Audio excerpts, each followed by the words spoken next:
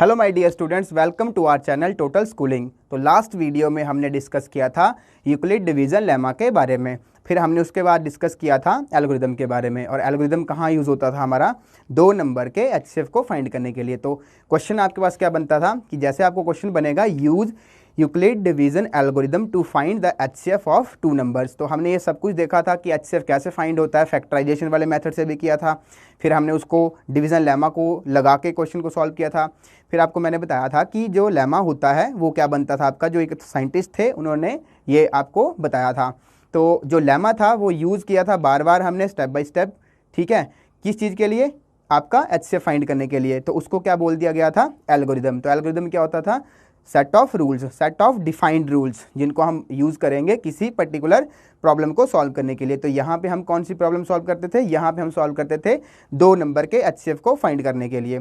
तो आगे चलते हैं, आगे कुछ एग्जांपल्स हैं आपकी क्लास 10th में, तो वो करते हैं, ठीक है जी। तो चलिए जी, तो देखिए फर्स्ट एग्जाम्पल आपका क्या है, क्वेश्चन में आपको क्या बोल रहा है, use Euclid algorithm to find the HCF of 4052 and 1257। तो सबसे पहले आपको यहाँ पे यूज़ क्या करना है, आपका एल्गोरिदम यूज़ करना है। तो एल्गोरिदम जब आप यूज़ करोगे यहाँ पे, तो आपको सबसे पहले डिवीज़न लेमा का पता होना चाहिए कि डिवीज़न लेमा था क्या। तो जो आपका डिवीज़न लेमा है वो आपको मैंने लास्ट टाइम बताया था कि डिविडेंट जो है आपका, ठीक है, जिसको डिवाइड करते हैं वो डिविडेंट होता है। तो जो डिविडेंट होता था वो किस चीज़ के इक्वल होता था, divisor into quotient plus remainder. और एक कंडीशन आपको बताई थी कि जो रिमाइंडर है या तो वो 0 भी हो सकता है या 0 से बड़ा हो सकता है, लेकिन वो कितनी बड़ी वैल्यू रख सकता है, वो हमेशा उतनी वैल्यू रख सकता है डिवाइज़र से छोटी, मतलब डिवाइज़र के इक्वल नहीं हो सकती, डिवाइज़र से छोटी रख सकता है, और आपका 0 के इक्वल भी हो सकता है। तो ये आपको मैंने बताया था। तो इसमें जो कंडीशन थी वो क्या कंडीशन थी कि जो डिवाइज़र है आपका, जो डिवाइज़र है वो ग्रेटर रहेगा किससे, रिमाइंडर से, और रिमाइंडर जो है ग्रेटर इक्वल टू किसके होगा, 0 के। तो इसी चीज़ को मैंने एक टर्म में बना लिया था कि जैसे 2 नंबर थे उनको मैं क्या करता था, असाइन करता था वैल्यूज़ ए और बी।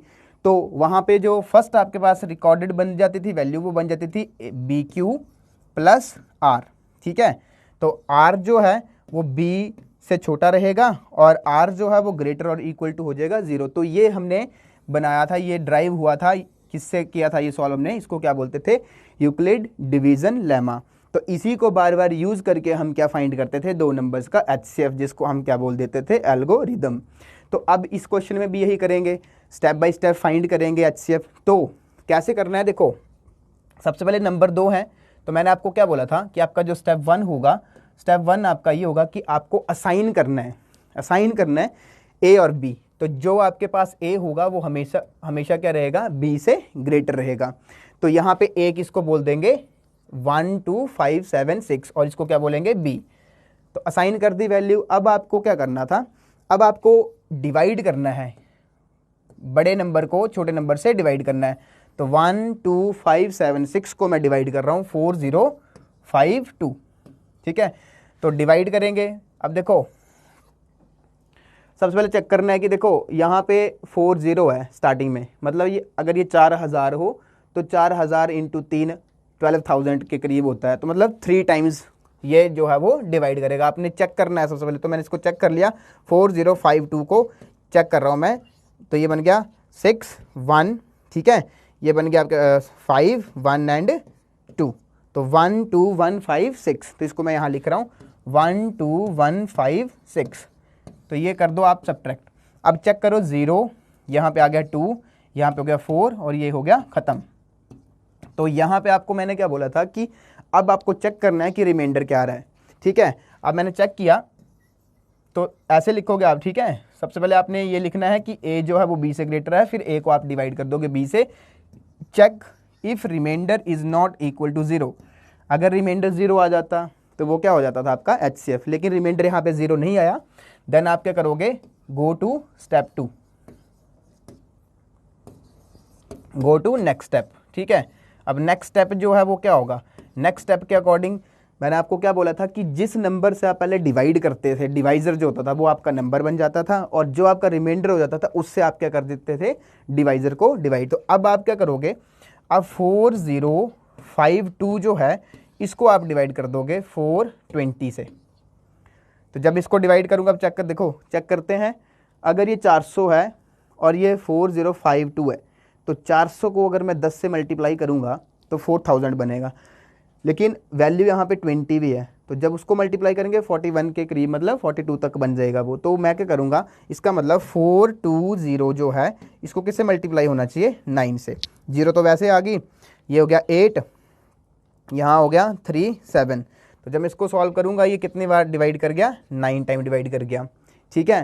तो ये बन गया 3780। अब आप इसको सॉल्व कर लो, ये आ गया 2, यहाँ पे आ गया 7, ठीक है, यहाँ पे आ गया आपके पास 2, और ये हो गया ख़त्म। तो यहाँ पे रिमाइंडर कितना आ गया, यहाँ पे रिमाइंडर आ गया 272। अब आप ऐसे भी लिख सकते थे इसको कि 4052 is equal to 420 into 9 plus 272, ठीक है। यही फॉर्म तो बार बार मैं आपको बता रहा था, ये फॉर्म क्या थी, डिवीज़न लेमा था जो हमने फाइंड किया था। तो इसके अकॉर्डिंग अब चेक किया, तो चेक जो किया मैंने, चेक इस केस में रिमाइंडर क्या आ गया आपका, 0 नहीं आया, remainder is not equal to 0। तो क्या करोगे आप, फर्दर आप स्टेप 3 की तरफ चलोगे, गो टू स्टेप 3, स्टेप 3, ठीक है। अब स्टेप 3 में क्या होगा, स्टेप 3 में फिर वही केस आएगा, 420 जो है वो आपका नंबर बन जाएगा और 272 आपका क्या हो जाएगा, डिवाइज़र हो जाएगा। तो जो इसका नेक्स्ट पार्ट है वो मैं यहाँ पे करवा रहा हूँ आपको। तो नेक्स्ट पार्ट देखो,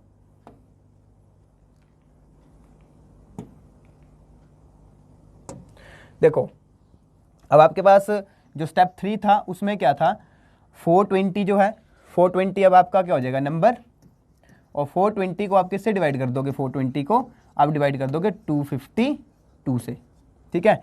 आपका जो रिमाइंडर आया था वो कितना आया था, 252 नहीं 272 आपका रिमाइंडर आया था। तो कर दो डिवाइड। अब ये कितनी बार डिवाइड करेगा, 1 टाइम डिवाइड करेगा। तो 1 टाइम डिवाइड किया 272, मैंने इसको सॉल्व किया, ये मेरे पास आ गया यहाँ पे 8, यहाँ पे ये आ गया आपके पास 1 4 और ये आ गया 1।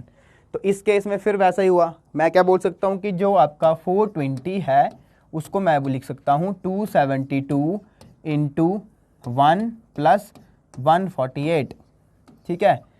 तो इस वाले केस में फिर क्या हुआ, remainder is not equal to 0, आपका रिमाइंडर 0 नहीं आया। तो आप क्या करोगे, स्टेप 4 की तरफ चलोगे। देखो ये जो एल्गोरिदम है आपका, ठीक है, इससे क्या हो रहा है, जो बड़े बड़े नंबर्स हैं उनका एचसीएफ फाइंड करना इजी हो जाता है। फैक्टराइजेशन वाले मेथड से क्या हो जाता है, बहुत से फैक्टर्स बनेंगे, ठीक है। तो इस वाले मेथड से क्या होता है, जो अगर बड़ी वैल्यूज़ भी आती है आपके पास तो उसका एचसीएफ फाइंड किया जा सकता है। तो स्टेप 4 के अकॉर्डिंग अब क्या होगा आपका, ये जो आपका रिमाइंडर है ये बन जाएगा आपका डिवाइज़र, और ये जो आपके पास डिवाइज़र है ये बन जाएगा आपका नंबर।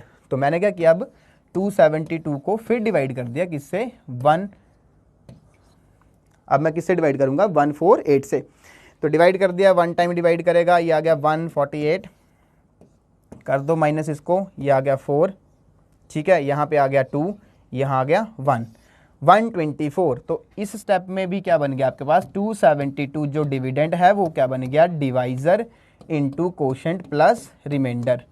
तो इस केस में फिर क्या हुआ, आपका remainder is not equal to 0, then go to step 5, ठीक है। ये स्टेपिंग तब तक चलती जाएगी जब तक आपके पास रिमाइंडर क्या नहीं आ जाता, 0। तो अब नेक्स्ट स्टेप में क्या हो रहा है, नेक्स्ट स्टेप में मैं यहाँ लिख रहा हूँ कि अब 148 को मैं डिवाइड किससे करूँगा, 124 से। यहाँ भी 1 टाइम डिवाइड किया, कितना आ गया 124, यहाँ पे रिमाइंडर कितना आ गया 24, ठीक है, यहाँ रिमाइंडर कितना बन गया 24। तो मैं फिर वही लिखूँगा कि 148 जो आपका डिविडेंड है वो किस चीज़ के इक्वल आ गया, 124 into 1 plus 24, remainder is not equal to 0। अभी भी रिमाइंडर 0 नहीं आया, तो आप क्या करोगे, स्टेप 6 पे चलोगे, मतलब जो आपका फर्दर स्टेप बनेगा उस पे चलोगे। तो ये स्टेप 3 था, स्टेप 4, स्टेप 5 एंड स्टेप 6। तो स्टेप 6 में अब क्या होगा, 124 यहाँ लिख रहा हूँ मैं, 124 यहाँ मैं ये भी लिख देता हूँ कि ये स्टेप 6 है, ये स्टेप 5th है, ये स्टेप 4th है, ये स्टेप 3rd है, ठीक है। तो 124 को डिवाइड करो 24 से, 5 टाइम डिवाइड करेगा, कहाँ तक डिवाइड करेगा, 120 तक, कितना रिमाइंडर आ गया 4। तो इस वाले केस में भी आपके पास रिमाइंडर 0 नहीं आया, तो ये प्रोसेस चलता जाएगा। 24 आपका डिवाइज़र है, ये आपके पास कोशेंट आ गया और रिमाइंडर आपके पास आ गया 4। ठीक है जी। तो remainder is not equal to 0, remainder फिर क्या नहीं आया आपका, 0 नहीं आया। तो आप क्या करोगे अब, स्टेप 7। तो स्टेप 7 आपके पास क्या आ जाएगा अब, तो मैं यहाँ लिख रहा हूँ 24 को आप डिवाइड करोगे 4 से। कितनी बार डिवाइड कर गया, 6 टाइम डिवाइड कर गया। रिमाइंडर कितना आ गया, 0। तो यहाँ पे रिमाइंडर 0 आ गया। इसका मतलब जिस नंबर से आप डिवाइड करते हो, ठीक है, जिस नंबर से आप डिवाइड कर रहे हो और जिस नंबर से लास्ट में क्या आ गया रिमाइंडर 0, वो क्या हो जाएगा आपका HCF बन जाएगा। तो स्टेप जो 7 है उसमें आपके पास 24 जो डिविडेंड है वो किस चीज़ के इक्वल बन गया, 4 × 6 + 0 and remainder become 0 and remainder become, यहाँ लिख रहा हूँ रिमाइंडर इज इक्वल टू 0। अब रिमाइंडर इक्वल टू 0 आ गया तो आपके पास जो HCF बन जाएगा वो कितना बन जाएगा, 4, क्योंकि हमने 4 से क्या किया है, डिवाइड करने पे रिमाइंडर 0 देखा। तो इस तरह से आप स्टेप बाय स्टेप जो है वो सॉल्व करोगे, तो ये क्या बन गया आपके पास, एल्गोरिदम। ठीक है, तो क्वेश्चन जो है इस तरह से सॉल्व करेंगे और लास्ट में आप इसमें क्या लिख दोगे, देखो लास्ट में आप ये बोल सकते हो कि HCF ऑफ 24 एंड 4, उसी तरह से HCF ऑफ 148 एंड 124, उस तरह से ये वाला स्टेप, ये वाला, और इन सब का जो HCF है वो क्या आएगा, 4 आ जाएगा। तो इस तरह से हम क्वेश्चन को सॉल्व करते हैं। ठीक है जी। नेक्स्ट क्वेश्चन देखिए, नेक्स्ट एग्जाम्पल है आपके पास। देखो इस वाले एग्जाम्पल में क्या करना है आपने, सबसे पहले तो आपको ये देखना है, आपको शो करना है, मतलब प्रूफ देना है चीज़ का। तो इसमें प्रूफ क्या दोगे आप, तो सबसे पहले रीड करेंगे एवरी पॉजिटिव। एवरी पॉजिटिव का मतलब क्या हुआ, एवरी पॉजिटिव नंबर कौन से नंबर आ गए, नेचुरल नंबर्स। तो मैं लिख रहा हूँ एवरी पॉजिटिव नंबर हो गए 1 2 3 4 5 6, ऐसे चल पड़े मतलब। ठीक है, अब उसने लिखा एवरी पॉजिटिव इवन इंटीजर्स। ठीक है, इवन इंटीजर। तो इवन इंटीजर्स कौन से आ गए आपके पास, 2 4 6। ठीक है, is of the form 2Q, मतलब जो ये 2 4 6 है ये कौन सी फॉर्म में आने चाहिए, ये आपके आने चाहिए 2Q की फॉर्म में। And that every positive odd integer, odd integer कौन से हो गए, 1 3 5, ये कौन सी फॉर्म में आने चाहिए, 2Q + 1। तो वो आपसे यही पूछ रहा है कि Q is the some integer. Some integer का मतलब कोई भी वैल्यू Q की हो सकती है। तो आपको यहाँ से देखना है ध्यान से 2Q + 1, इसको ऑब्जर्व करोगे ये कौन सी फॉर्म है। अगर इसको ध्यान से देखो आप, या इसको भी देखो, यहाँ पे क्या है, यहाँ प्लस में 0 लिख सकते हैं, तो ये बन रहा है। तो अब जब इसको ध्यान से देखूँ मैं, तो ये चीज़ जो है, अगर मैं इसको ध्यान से देखूँ तो ये बन रहा है डिवाइज़र। ये जो Q है इसको मैं बोलूँगा ये कोशेंट है, और ये मेरे पास क्या है, रिमाइंडर। तो मतलब आपको यहाँ से आइडिया लगना चाहिए कि मैं जो हूँ वो चीज़ को कौन सी फॉर्म में सॉल्व करूँगा, यूक्लिड डिवीज़न लेमा लगा के। तो यही काम करना है आपने। तो देखो डिवाइज़र की वैल्यू कितनी आ गई, 2, Q जो है वो आपको चेक करना है। ठीक है, +1 मतलब रिमाइंडर देखना है। तो इसका मतलब हुआ कि मैं जितने भी नंबर हैं ऑड नंबर्स, उनको मैं 2 से डिवाइड करके देखूंगा। उसी तरह से यहाँ भी 2 है तो उनको भी मैं 2 से डिवाइड करके देखूंगा। अगर यहाँ 4 होता तो 4 से चेक करते। तो सबसे पहले फर्स्ट वाली स्टेटमेंट सॉल्व करते हैं 2Q वाली। तो सबसे पहले मैंने सारे नंबर इवन रख लिए, 2 4 6। अब मैं 2 4 6 है तो 2 को भी 2 से डिवाइड करूँगा, 4 को भी मैं 2 से डिवाइड करूँगा। ठीक है, 2 से डिवाइड करूँगा। उसी तरह से 6 जो है इसको भी मैं किससे डिवाइड करूँगा, 2 से डिवाइड करूँगा। तो मैंने डिवाइड किया, यहाँ पे कितना आ गया, यहाँ पे आ गया 1। ठीक है, 1 टाइम डिवाइड कर गया, यहाँ हो गया 0। इसको डिवाइड किया, यहाँ कितना आ गया 2 4, यहाँ भी रिमाइंडर कितना आ गया 0। उसी तरह से 6 को जब डिवाइड करूँगा 3, 6 हो गया, यहाँ भी रिमाइंडर कितना आ गया 0। तो अब मैं एक चीज़ चेक कर रहा हूँ यहाँ पे कि इसको चेक करते हैं। देखो इसको लिखते हैं डिवीज़न लेमा के अकॉर्डिंग। डिवीज़न लेमा के अकॉर्डिंग जब आप लिखोगे तो 2 × 1, 2 × 1 + 0। ठीक है, इसको किस फॉर्म में लिख रहा हूँ मैं, इसको मैं इस फॉर्म में लिख रहा हूँ डिविडेंट। ठीक है, dividend is equal to divisor into quotient plus remainder, इसी फॉर्म में लिख रहा हूँ। तो डिविडेंट यहाँ पे कितना है, ठीक है, डिविडेंट मेरे पास कितना है यहाँ पे 2। डिवाइजर 2 है, कोशेंट मेरे पास यहाँ पे आ गया 1, रिमाइंडर आ गया 0, तो 2 इस फॉर्म में लिखा जाए। उसी तरह से 4 कैसे लिखा जा रहा है, 2 इंटू 2 प्लस 0। उसी तरह से 6 को कैसे लिख रहा हूँ मैं, 6 को कैसे लिख सकते हैं, 2 इंटू 3 प्लस 0। इस तरह से आगे और नंबर्स हो सकते हैं। तो मैं यहाँ से क्या देख पा रहा हूँ, यहाँ से ये जो नंबर है, ये जो डिविडेंट है, क्या मैं इसको इवन नंबर बोल सकता हूँ, तो ये इवन नंबर्स ही है, ठीक है। तो ये इवन नंबर बन गया, इवन नंबर और इवन नंबर, ठीक है जी, इवन नंबर। 2 जो है वो सब में कॉमन है, क्योंकि यहीं से मैंने आपको बता दिया कि ये फॉर्म ही आपकी कैसे होती है, ऑब्जर्व करोगे आप यहाँ पे। तो ये आ गया 2।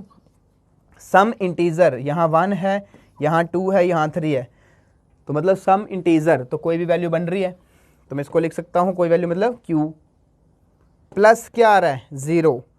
तो इसका मतलब क्या हुआ, ये प्रूफ बन गया कि जो आपका पॉजिटिव इवन इंटीजर है वो किस फॉर्म में लिखा जा रहा है, हमेशा 2q की फॉर्म में लिखा जा रहा है, इवन पॉजिटिव इवन इंटीजर, ठीक है। ये हो गया आपका प्रूफ किस चीज़ के लिए, इसी तरह से आप क्वेश्चन को सॉल्व करोगे। अब नेक्स्ट जो प्रूफ है आपका वो क्या है कि जो ऑड नंबर्स हैं वो कौन सी फॉर्म में लिखे जाने चाहिए, 2q प्लस 1। तो आइए जी इनको देखते हैं कि उनको कैसे लिखेंगे। देखो जी,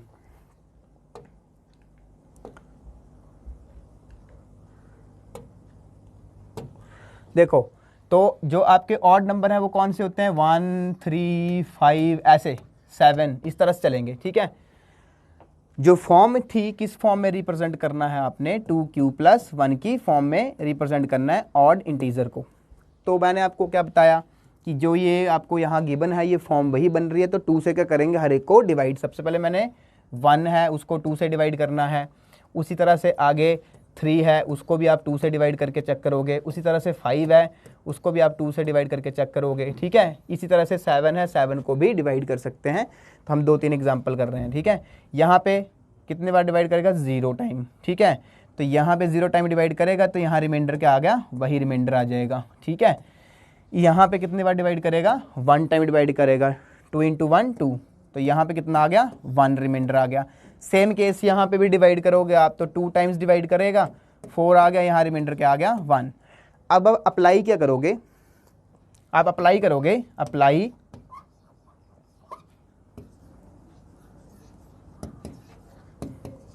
डिवीजन लेमा, क्योंकि हम इसी चीज़ को यूज़ कर रहे हैं, ठीक है।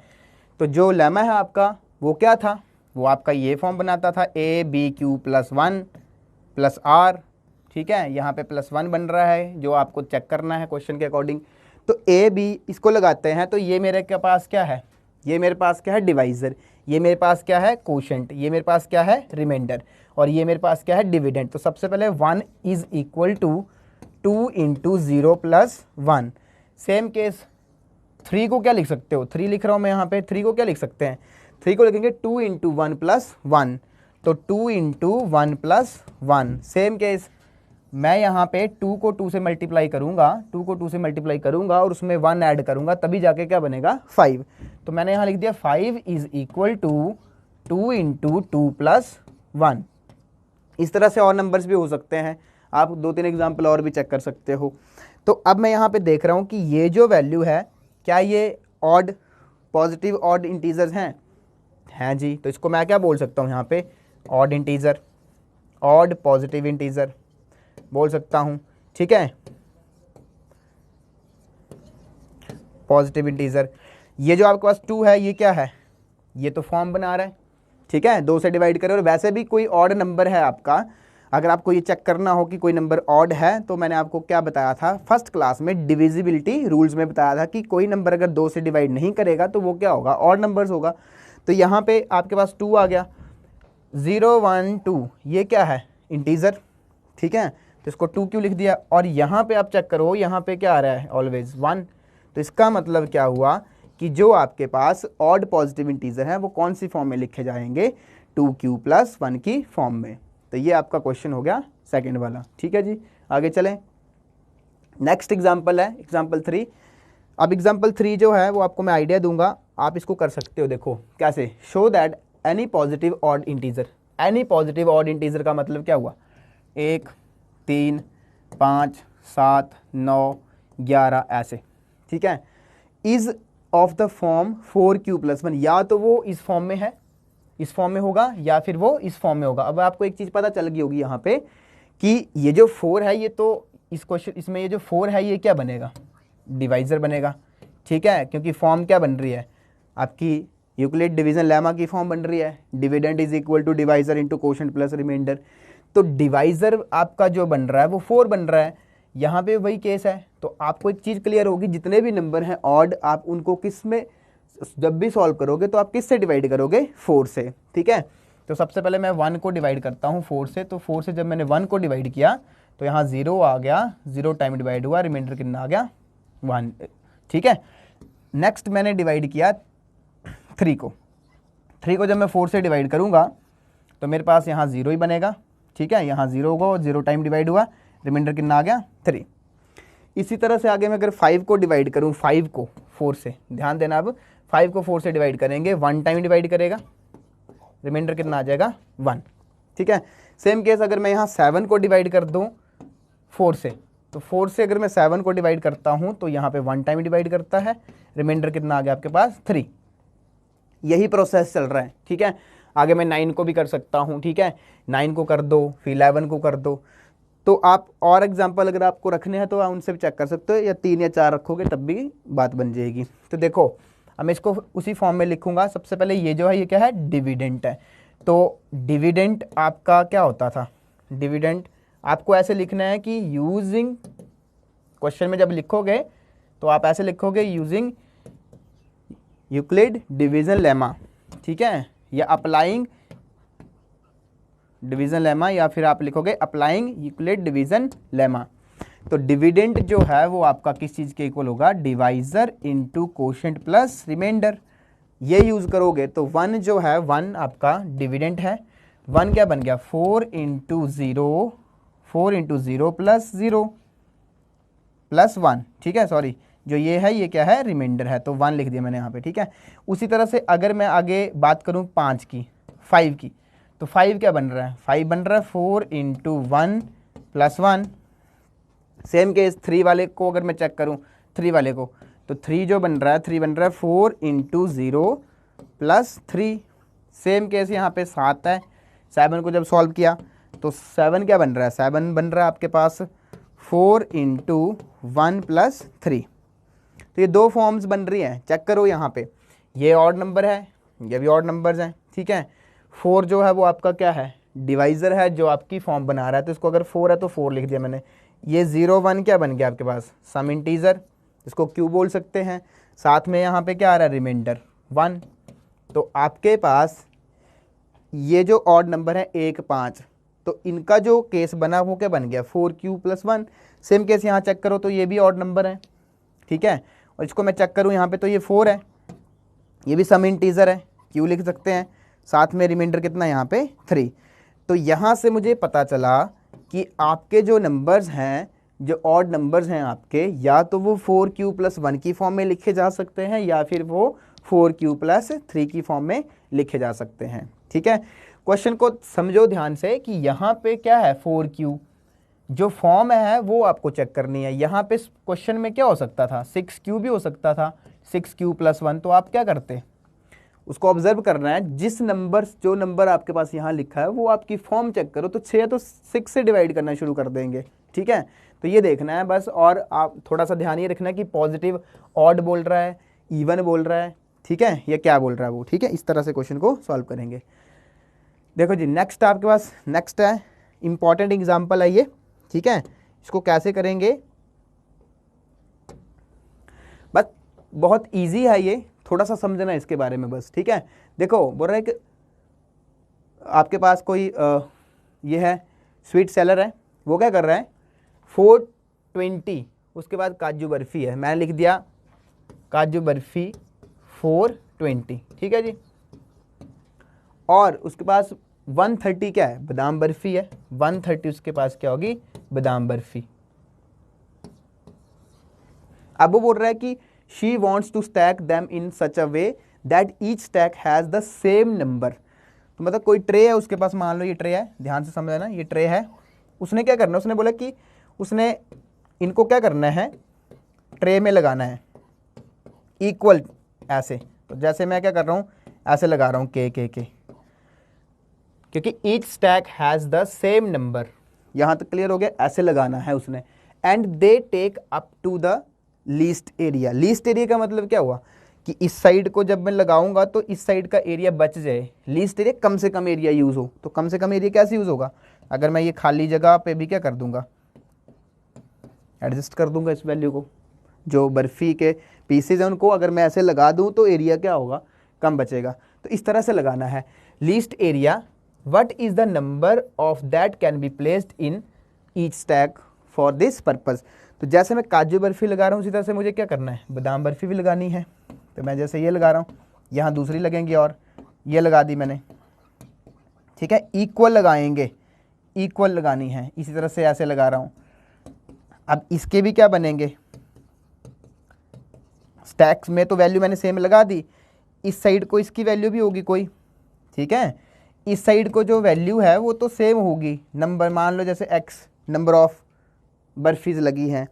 इस साइड को इनकी वैल्यूज़ क्या होगी, यहाँ से यहाँ तक जो इसका केस है वो क्या होगा, वो अलग वैल्यू होगी, मान लो y है, क्योंकि क्या है ये 420 है और ये 130 अलग अलग हैं, तो इस साइड की वैल्यू अलग होगी। उसी तरह से यहाँ पे जो आप लगा रहे हो जो वाली वैल्यू है वो क्या रहेगी, वो तो सेम रहेगी, लेकिन इस साइड को क्या हो जाएगी z। अगर मैं इसको आगे लगाऊं तो आपको यही फाइंड करना है कि आपके पास जो है what is the number of that can be place in each stack. वो एक स्टैक में कितनी कितनी बर्फी लगाएगा। तो देखो ध्यान से देखो, अब जो ये 420 है ये कैसे बनेगा 420, जब x को y से क्या होएगा मल्टीप्लाई, क्योंकि इस साइड को जितनी है और इस साइड को जितनी बन रही है। तो मैं लिखता हूँ यहाँ पे 420 is equal to x into y. Same case 130 वैसे बनेगा, 130 को मैं लिखता हूँ यहाँ पे x इंटू जेड। एक्स समझ आ गया, x क्यों लिखा, क्योंकि आपकी जो स्टैक में वैल्यू रखनी है वो क्या रखनी है, सेम। तो यहाँ से आपको एक चीज़ कंफर्म होगी कि ये जो x है ये फाइंड करना है आपको कॉमन, ठीक है। कॉमन फाइंड करना है, तो कॉमन फाइंड करना है, लीस्ट एरिया होना चाहिए, तो मैक्सिमम बर्फी लगानी है। तो मैक्सिमम बर्फी जब लगाओगे तो बोलने का मतलब क्या है, क्या फाइंड करना है, इन दोनों का मैक्सिमम पॉसिबल फैक्टर, ठीक है। तो मतलब बोलने का क्या है, यहाँ पे भी क्या यूज़ होएगा आपका यूक्लिड डिवीज़न लेमा। तो अच्छे फाइंड करेंगे किसका, 420 एंड 130 का। तो इसको क्या साइन कर दो a, इसको क्या साइन कर दो b, using Euclid division lemma. ये आप लिखोगे तो मैं यहाँ पे सॉल्व कर रहा हूँ कि 420 डिवाइडेड बाय 130 3 टाइम डिवाइड कर गया 390 हो गया, यहाँ पे कितना रह गया 30। तो जो फर्स्ट स्टेप है आपका, फर्स्ट स्टेप आपका क्या बन गया कि 420 is equal to 130 into 3 plus 30, remainder is not equal to 0। Check जरूर करोगे आप, रिमाइंडर क्या आ गया, 0 नहीं आया। तो अब अगला स्टेप आपका क्या होता था, ये जो रिमाइंडर था ये डिवाइजर बनता था, ये क्या हो जाता था आपका डिविडेंड। तो नेक्स्ट स्टेप आपका फिर ऐसे होएगा कि 130 डिवाइडेड बाय 30, इसको मैंने डिवाइड किया 4 टाइम डिवाइड किया 120 तक, ठीक है जी। यहाँ पे कितना आ गया 10। सेम ऐसे अप्लाई करोगे, उसके बाद फिर वैसा ही हो गया कि जो 30 है ये जो रिमाइंडर है ये 0 के इक्वल नहीं आया, तो मैं नेक्स्ट टाइम क्या करूँगा, 30 को किससे डिवाइड करूँगा 10 से। तो मैंने इसको डिवाइड कर दिया, तो यहाँ पे क्या हो गया 10 आपका क्या आ गया, यहाँ पे 10 माइनस 30 कितना हो गया 0। तो रिमाइंडर कितना आ गया आपका 0। तो जिस नंबर से रिमाइंडर 0 आ जाता था वो क्या होता था आपका HCF। ये सारा मैंने आपको क्यों समझाया, क्योंकि आप डायरेक्ट भी कर सकते थे क्वेश्चन में, आप ऐसे भी याद रखते हैं कई बच्चे, ठीक है। कई बच्चे ऐसे भी याद कर लेते हैं कि अच्छा ऐसा क्वेश्चन आ गया तो इनका क्या फाइंड करना है HCF। तो मेरा समझाने का मतलब था कि करना तो HCF ही फाइंड है, लेकिन चीज़ आपको पता लगनी चाहिए कि इस तरह से उसको सॉल्व किया जाता होता है, ठीक है। क्योंकि इसका जो ये फैक्टर है ये अलग होगा, ये फैक्टर अलग होगा और ये फैक्टर क्या होगा कॉमन होगा। तो बस ये चीज़ समझनी थी। बाकी आप नेक्स्ट टाइम जब क्वेश्चन आएगा तो आप जो है ये अप्लाई लिखोगे, ऐसे अप्लाई लिखना आपने प्रॉपर ऐसे यूक्लिड डिवीज़न, क्योंकि क्वेश्चन जो है वो आपका 5 नंबर का आएगा, ठीक है, या 4 नंबर का। जब कोई भी क्वेश्चन बनेगा तो उसमें आपके प्रॉपर लिखा होना चाहिए। तो यही यूज़ कर रहे हैं बार बार, स्टेप बाय स्टेप इसी को यूज़ करेंगे। तो इस तरह से आपका ये एग्जाम्पल क्लियर हो गया, ठीक है। तो आज के वीडियो में हम यही डिस्कस किया, एग्जाम्पल्स डिस्कस किए। इसके नेक्स्ट वीडियो में हम क्वेश्चंस को डिस्कस करेंगे। एक्सरसाइज 1.1 जो क्लास 10th NCERT की 1.1 एक्सरसाइज है। तो आप तब तक जो आपको कराया गया पिछले 3 वीडियोस में उनको एक बार रिवाइज़ करें, फिर उसके बाद हम एक्सरसाइज को स्टार्ट करेंगे। और अभी तक अगर आपने चैनल सब्सक्राइब नहीं किया है तो उसको सब्सक्राइब करें, कमेंट करें, शेयर करें। ओके जी, थैंक यू।